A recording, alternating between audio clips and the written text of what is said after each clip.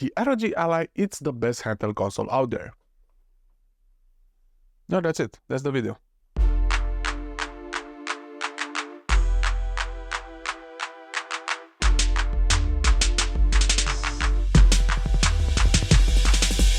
Alright, I know that this is a pretty bold statement saying that the ROG Ally is the best out there, especially since there are a couple of consoles like the Steam Deck, especially the OLED that we have now, or the Legion Go, MSI Claw, or even the Chinese ones like the Aya Neo or GBD. And while this may be a subjective thing, I truly believe that the ROG Ally, for me at least personally, is the best out there. I know it has a lot of flaws, especially with the producer. We have Asus over here. But in the end, for me, this has remained for the past year because we have reached the 1-year mark for the ROG Ally, and for the past year, this console have been my favorite one, and I'll tell you in this video why I think that is true. And you can actually think of this video also as a 1-year review of the ROG Ally, the good, the bad, the ugly, because believe me, there are quite a few negative things about this console, but in the end, I enjoyed this console so much in the past year. Right, so I know for sure that this isn't true for most of you. This is just my opinion, and I truly loved using the ROG Ally for the past year. I still have so many other consoles, including the original Steam Deck that I got day one, and I still use it from time to time. I still enjoy playing some of the games on the Steam Deck. It definitely has its advantages over the ROG Ally, but this one, as an overall experience, I do believe it's better. The support for it has been great, the updates were pretty good so far, and now we are in the 1-year mark, and I am really curious what we will see next from Asus, especially with the newer consoles that we will get. But I'm mostly interested in seeing what will happen with this iteration, with this model, the first gen ROG Ally, because I am a bit skeptical about what will happen next, but time will tell, and I'm really curious if this console will already become obsolete after just 1 year. Now, first of all, the support. And I'm not talking about the Asus support and the updates that we got for these consoles, but rather the third-party support when it comes to accessories. I have featured a bunch of different accessories for the ROG Ally right here on the channel, and I will give you some examples, and I have dedicated videos for all of them. And by the way, I will put the playlist over here where you can see all the different videos that I've made about the ROG Ally. So when it comes to accessories, it has been great. I have so many accessories for it and so many others that I haven't got the chance to get my hands on. And I'm not even talking about the smaller ones like a tempered glass screen protector, which those are plenty of, or maybe even cases. And even when it comes to cases, there are so many out there. Me personally, I still went with a JSOX one. In the end, I do prefer keeping the ROG Ally naked because the weight and the form factor for me, it's actually one of the best. And probably that is one of the main reasons why I still consider the ROG Ally to be the best handheld for this year. On top of the cases or screen protectors, cards, because you know the issue, we do need plenty of SD cards if you still want to use those ones. So on top of those ones, we get some pretty cool accessories. For example, we got transparent backplates, so removable ones. It's pretty easy to take the back cover from the ROG Ally and replace it with some cooler ones. And I do have over here this transparent one. And I did make a video about it, but basically you just unscrew the back and then you put this one. It even has an RGB light on the back, so you can choose from different versions. Feels more personal to have the ROG Ally more to my liking, and you can do this by yourself because it's pretty easy to do. Now, one of my favorite accessories for the ROG Ally, and you probably seen it here on the channel, especially for the Ally, but also for the Steam Deck, I am talking about docks. And the ROG Ally, it's pretty cool and it's pretty usable whenever you want to plug it in using a USB-C dock. Basically, you do have a stand, but also you enable a bunch of different ports for your ROG Ally. And while this go beyond the handheld portability of this console, this makes the device a two-in-one console because you can basically plug in whatever type of accessory you want.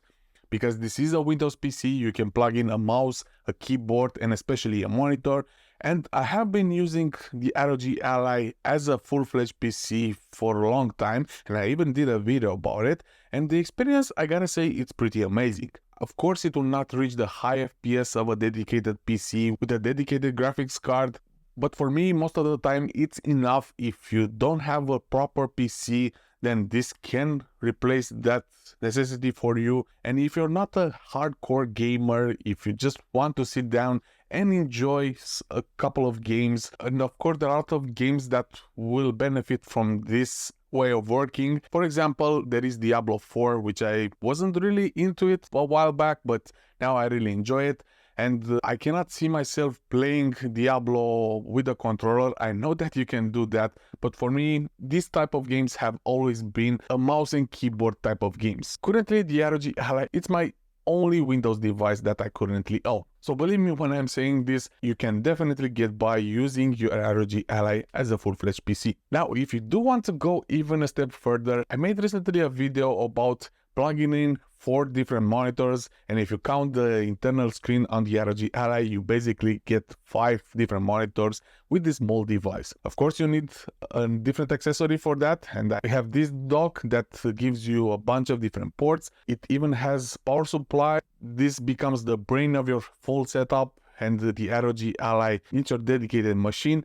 So this combination, I know it can be an overkill, but it was a really fun experiment, and maybe you do need so many monitors, who knows. This is just to show you how powerful this little device can be. If you're not a hardcore 4K 120 FPS type of player, then you can definitely get by using the ROG Ally as a PC. Now, ever since the launch, we had a couple of updates, and Asus have tried to bring new capabilities and improvements to their applications, and especially with the Armory Crate.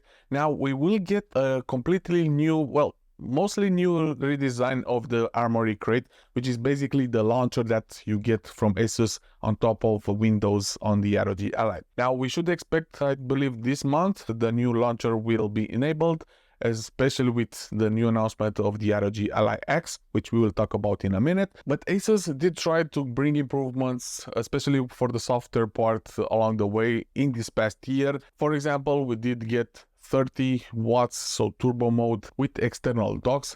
Before, you weren't able to do that.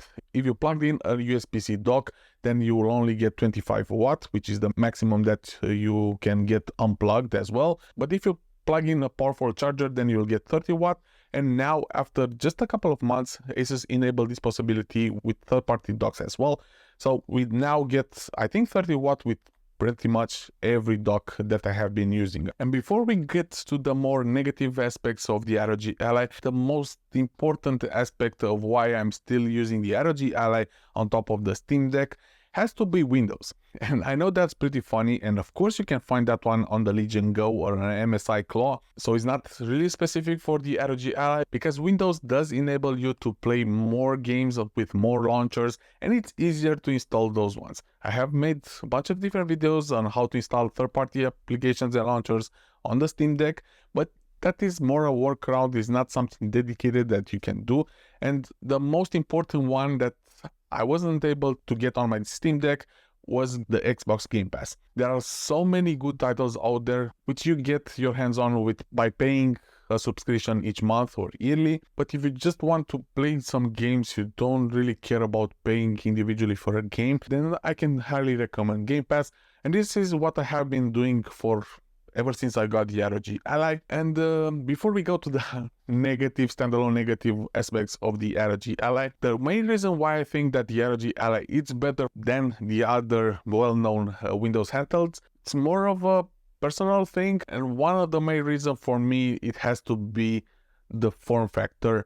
And that's why I always prefer the ROG Ally than the Legion Go, because the Legion Go is not really handheld for me, if you get what I mean. It's pretty cool, especially with the detachable controllers, so you have just the standalone tablet, but it's not really something that I see myself using that often, and it's really not portable at all, so you basically just keep it around your house and that's it. And while I don't really travel that much with my ROG Ally, I still like the idea of it being smaller and more portable than other consoles. And that's a really, really big factor for me. It's just something about holding this console in your hand. It's perfect for me. I know that this may not be the case for you, but I do think I speak for most of us that the Legion Go is pretty big. The fans are pretty loud as well, comparing to the ROG Allied ones, which can get a bit noisy, but definitely not as noisy as the Legion Go. And the MSI Claw, while it does resemble a lot the ROG Ally, especially the form factor, I'm still not sure if Intel it's quite there yet. Maybe in a year or two that will be the case, but for now I'd rather prefer an AMD processor, which I got with the ROG Ally. Now, it's not all fun and games when it comes with the ROG Ally. There are a lot of negative aspects for it, and some of them are pretty big. First of all, you already know it, the battery life on the ROG Ally, it's horrible. The Steam Deck, it's way better than that. If we take other consoles like the Nintendo Switch, then it's not even close. And the ROG Ally, if you just play a AAA game, then the battery life will go like crazy. And probably that's the main reason why a lot of you guys out there haven't got the ROG Ally yet. But for me, again, this isn't really a big issue. And that's because, as I said before, I don't really take my ROG Ally with me while I'm on the go. I did that a while back, and for those of you who don't know, my first ROG Ally got stolen in just a couple of months after I purchased it. And the funny thing was that I didn't even play it that much on that holiday where the Ally was stolen. But now more recently I decided that I don't really want to take any consoles with me whenever I'm traveling, or maybe just something really small. Either the PS Vita, the 3DS, and more recently the Anbernic that I got, which maybe I'll do a video about. I decided that this kind of consoles I will take with me from now on. Because in the end, all of these handhelds, the Steam Deck, the ROG Ally, even the Nintendo Switch for me, still feels pretty big to take while traveling, especially on an airplane. So that's why for now I don't really care that much. I just want to have the ROG Ally to sit on my couch, play some games whenever my wife is watching a TV series or whatever. I don't know, this is just something that I really enjoy doing. Handheld gaming, it's a really big part of my gaming life, and for sure I'll get into more and more handheld consoles while we get them down the line. And speaking of newer consoles that we should expect soon, the ROG Ally X, and it's not necessarily the ROG Ally 2, but the X was recently being announced and I will get my hands on it. And at least in theory, the X should be that console that I was expecting ever since 1 year ago. It has a really good battery life, at least in theory. It should be on the level of Nintendo Switch, if Asus is telling the truth. It's more ergonomic, more RAM. We have a standard 2280 SSD, so it's easily swappable. We get Thunderbolt 4 external graphic card support, and so many others.